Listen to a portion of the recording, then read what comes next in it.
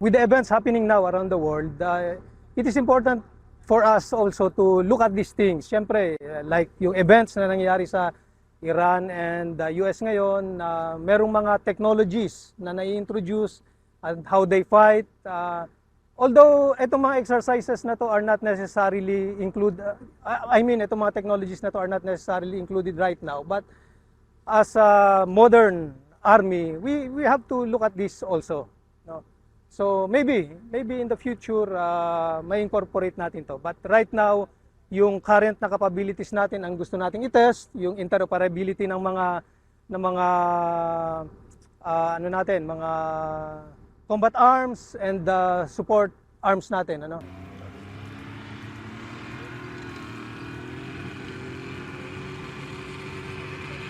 Target acquired, ready to fire. Target acquired. Target acquired, ready to fire.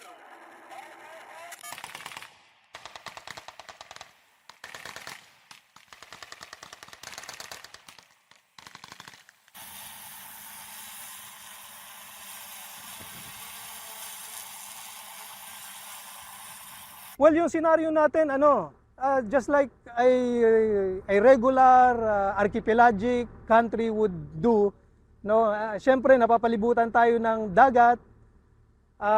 Natural na ang scenario natin ay yung naval, manggagaling doon ang threat, ano?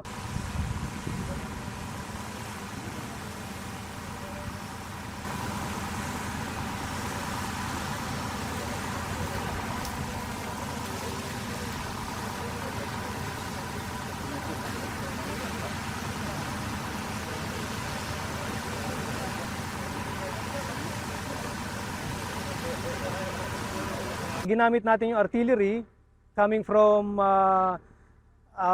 afar, yung scenario na may, kunyari, merong vessel, and then as they go close to the land, ginamit naman yung infantry fighting vehicle natin, and then yung infantry natin, at saka there was also a demonstration of the drone capability, na paano siya ika-counter rin.